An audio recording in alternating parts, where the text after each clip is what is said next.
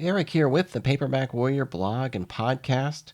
In this video, we're a companion to the Paperback Warrior episode number 107, which looked at the life and literary work of William Edward Daniel Ross, who wrote a ton of Gothic romance paperbacks, including 32 books in the Dark Shadow series. On that podcast episode, I tell you that I was on the road to Virginia, and on the way back, my wife and I stopped in Fayetteville, North Carolina. We were driving down the road trying to find a bed and breakfast that we'd reserved, and we happened to find BJ's Used Books, kind of sitting on the side of the road by itself. Went inside, took a look around, and the place was just filled with books. I mean, stacked up everywhere. There's just books on top of books on top of books, boxes of paperbacks. This entire section here was sort of off limits. The wonderful lady that works there, I guess she owns the place, said that these were off limits, that she hadn't had a chance to go through all these boxes of paperbacks. But you can see out here on the retail sales floor, she had a ton of books. This gives you an idea. The aisles were kind of thin. Everything was kind of packed in pretty tight. But I was able to navigate around and take a look and find tons and tons of paperbacks. So here's the first thing that I found. 3 books in the Kung Fu Mace series. Pretty high prices, as you can see. $10 for number 5, $8 for number 6. I passed. A couple books that were novelizations from the Rocky films, $8 each. I found these Fu Manchu paperbacks. They look great. Beautiful. Here's the Denison's War series. It's 3 books in this men's action-adventure paperback series. You can see here they had The Zone, which was a post-apocalyptic series published by Zebra. You can see just below that a series called Recon Force. And above it you can see A Bridge Too Far by Cornelius Ryan. Here's a shot of the Eagle Force series. 3 books in the Eagle Force series. I've reviewed 2 of those on the blog. You can see at the very top The Enemy Sky by Peter Saxon. Here's some more post-apocalyptic books. You see on the left, The Last Ranger. I believe this was book number 2, The Madman's Mansion. And then you see the other one here, The Guardians, which is the very first book in that long-running post-apocalyptic series. Oh boy, Road Blaster number 2. I dare you to buy it. Another book I reviewed on the blog, Hell Rider number 1. There were 2 of those books. There's number 1. I'm not sure if it's worth $6. Finally, The Pawn, Jada Thacker. Crossfire by J.C. Pollock. I read and reviewed this book on the blog. Excellent Vietnam War paperback about an African American in war. Very first Tiger Shark. Cold Blue Death. Here's a stack of Matt Helm paperbacks.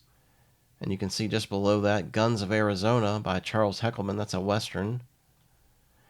All right, you can see here you've got some Planet of the Apes books on the left. You also have just below that some Battlestar Galactica stuff.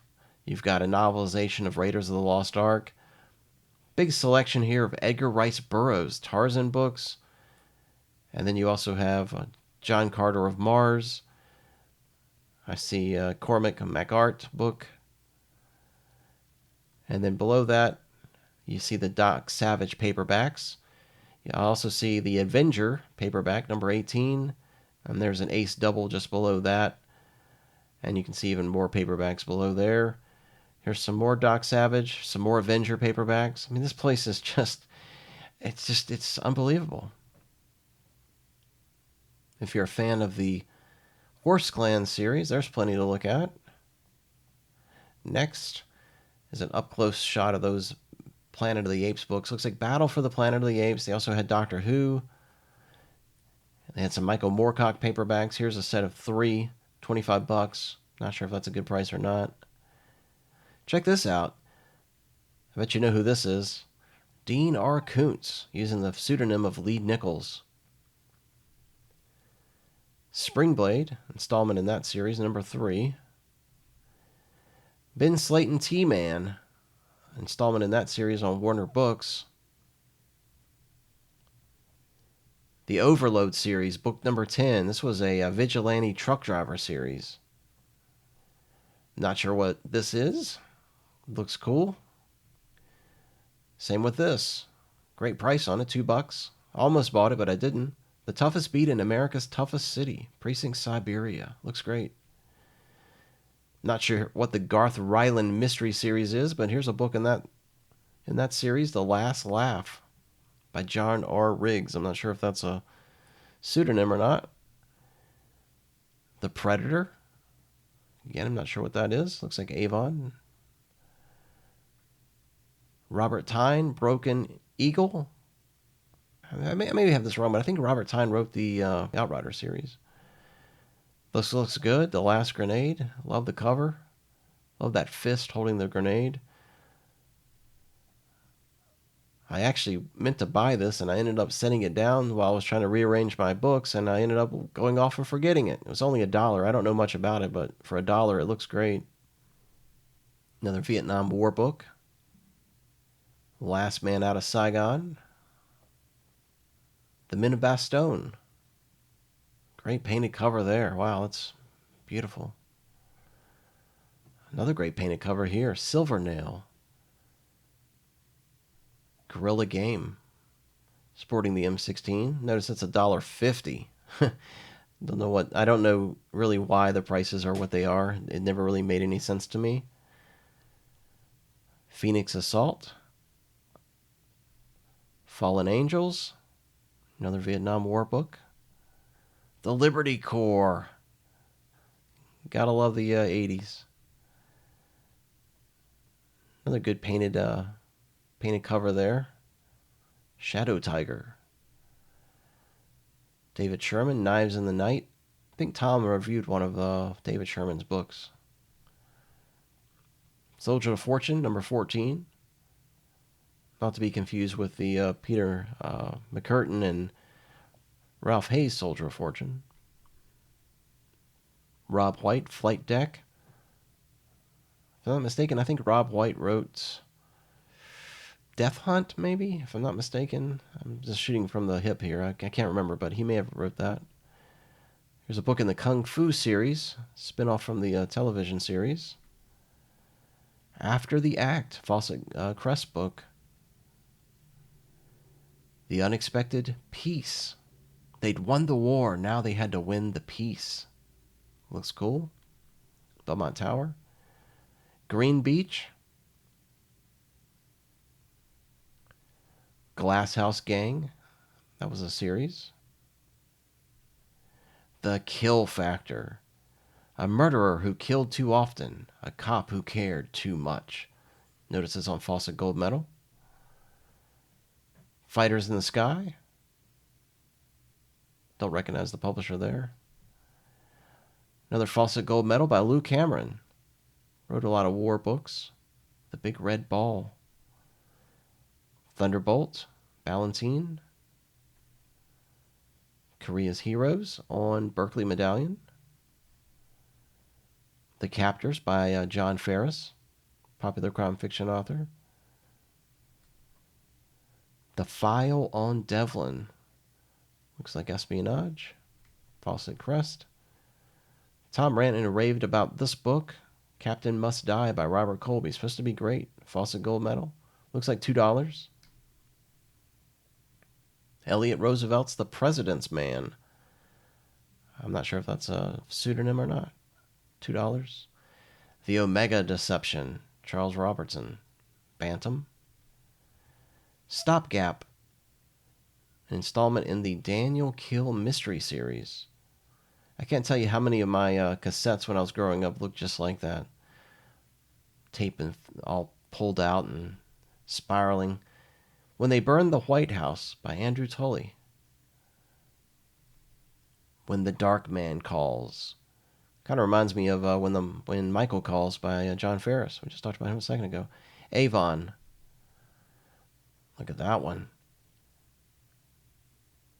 Village of Stars. Fontana. British publisher. Here you can see some John Maddox Roberts paperbacks. I don't see him that much anymore. Another book that Tom reviewed and liked, The Town That Saw No Evil. It's on Major Books. It's a publisher he was collecting for a while.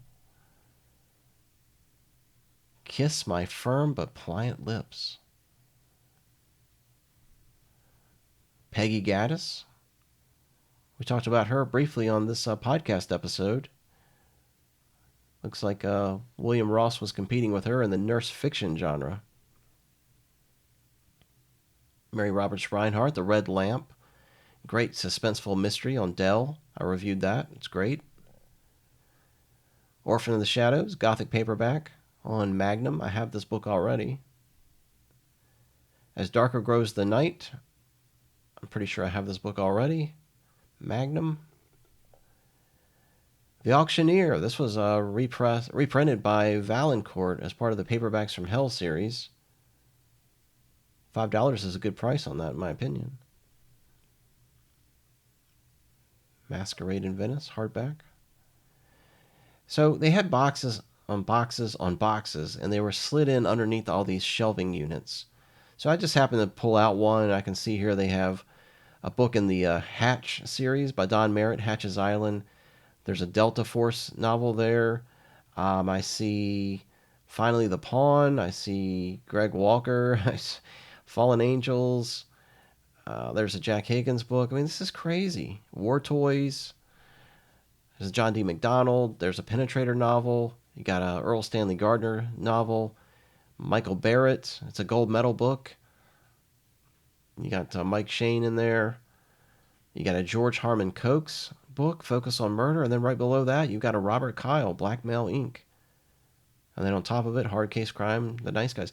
I mean, just to give you an idea, there's shelves upon shelves upon shelves, and the books are just kind of slid in there like that. And you don't know what to look for. You don't know where to find it.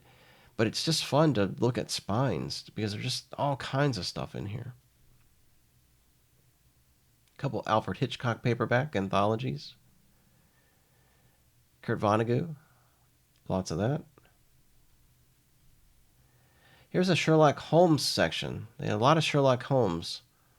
Here's the first half of it. And then they had another half over here. So lots of Sherlock Holmes. Here's the vintage horror paperback section. And you can see their little mat there in front of the horror books. They got a little mat there with Universal Monsters on it. It's really cool. But you can see just tons and tons of vintage horror paperbacks in there. Just from what I can see, I see like Robert Bloch, H.P. Lovecraft, Bentley Little.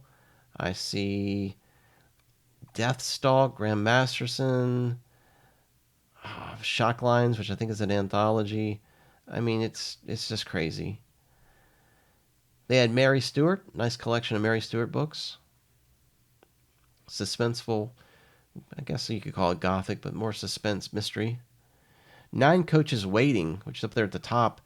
That book is supposed to be the best representation of the Gothic romance genre.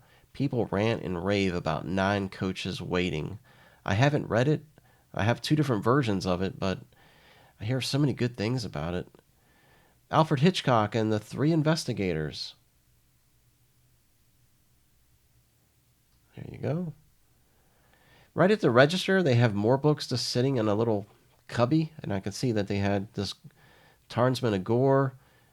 They had more Alfred Hitchcock, 3 Investigators, and they have this Man-Eater of Communen.